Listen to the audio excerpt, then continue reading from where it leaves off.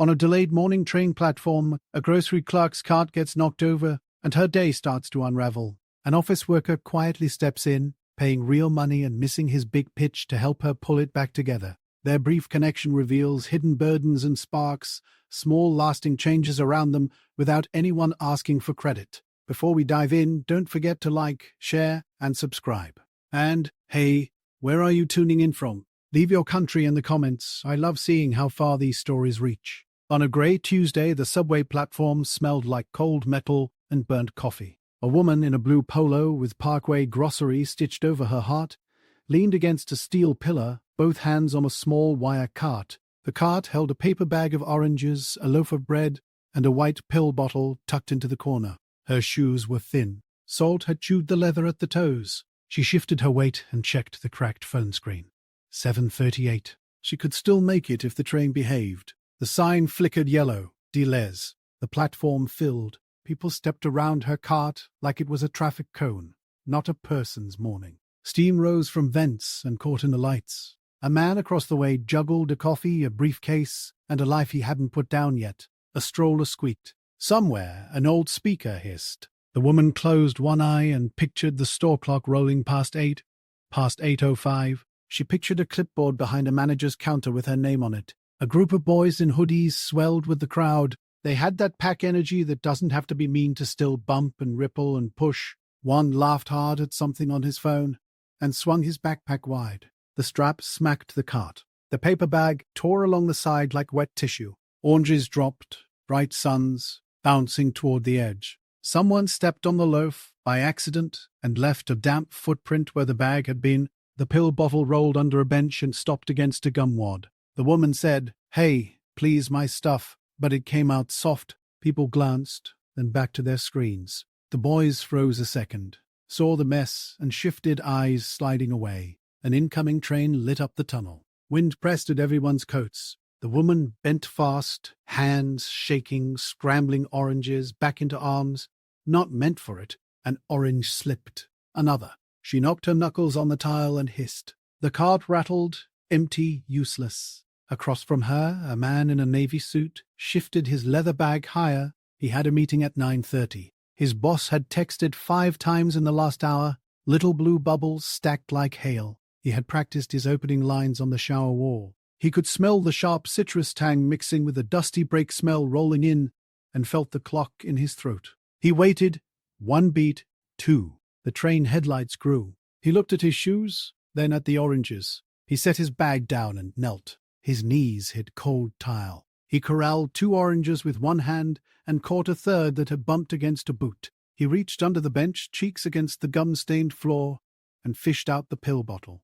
"I've got it," he said, just once, to no one in particular, and passed the bottle up to her. He shrugged off his wool scarf, red and thick, and looped it around the torn paper bag, double-knotting it until the bag sat snug in a cradle. The train roared into the station and stopped with a sigh. Doors slid open. It was the train he needed. People flooded in. He stayed crouched, tying the knot tighter. When he stood, the train doors beeped and closed. It left without him. He tasted something like regret and something like relief. He jogged to the newsstand and held up a flimsy reusable bag. "1," he said, and slid a 5 over the counter. He grabbed a second bag too and waved his hand. "Keep the change." He went back. "Can I?" he asked, lifting the rescued oranges from her arms into the bag and cinching it with his scarf handle. He glanced down at the flattened bread and put cash in her palm, folded, not fanned.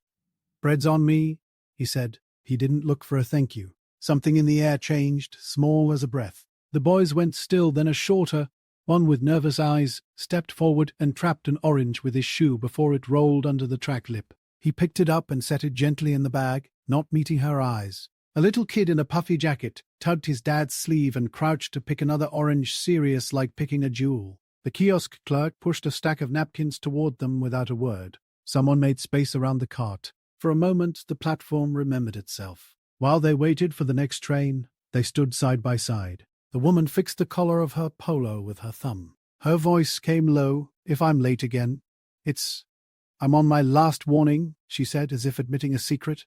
"I shouldn't have brought the cart. It's just my dad's pills. He gets dizzy. The oranges help." She tapped the bottle. "Doctor says with food, He nodded. My mum used to keep crackers in every bag, he said. Said hunger made the ground tilt. He didn't add the hospital or the 3 winter months of breathing in waiting rooms. He didn't add how many times someone in a vest or a uniform or a name tag had given him directions, like they were giving him a rope. When the next train side opened, he guided the car toward the gap. He offered his forearm for balance. The scarf knot held the bag against the jostle. She lifted the cart in, small muscles going tight, and he steadied it with his palm. Thank you, she said, looking at the floor, like the thanks was a fragile thing. He tipped 2 fingers to the brim of air mock hat he wasn't wearing. The train took her. He stayed behind and felt the empty space where his train should have been. At the office, the glass-walled conference room already held the people he was supposed to impress. He slipped in quiet, heartbeat too fast, hair flattened strange from the scarf he no longer had. His boss paused mid-sentence. A colleague was at the screen, his deck up, his voice steady. There was no place to grab the steering wheel without knocking someone's hand off. He sank into a chair near the back. He watched the numbers he'd polished roll out of someone else's mouth and clatter into someone else's credit. When questions started, he leaned forward and answered 3 that no one else wanted to touch. He didn't try to retell the morning. Later, in the hallway, his boss looked at him. We'll talk, she said. Not cruel, not kind, just trying to run a thing that had to run. On the ride home that night, he spotted one of the boys from the morning. The kid stood by the door, hoodie up, thumbs tucked into his sleeves. When the train eased into the next station, an older man with a cane hesitated at the gap. The boy stepped without thinking and held the door with his shoulder. Take your time, he muttered, pretending not to care. When the man got in, the boy slid sideways to make space and kept hanging there like it had always been his plan. Back at the station kiosk, the clerk printed a little sign on scrap paper. He taped it to the glass near the gum and glossy magazines. Need a bag? Ask US. He tucked 3 extra reusable bags under the counter. Every time he saw the bright red of a scarf in a crowd after that, he smiled and didn't know why. At the grocery, near the late shift, she slid 2 wrinkled dollars to cover a stranger's shortfall. The woman at the register had a toddler on her hip and it looked like numbers slipping. You sure? The cashier asked. She nodded.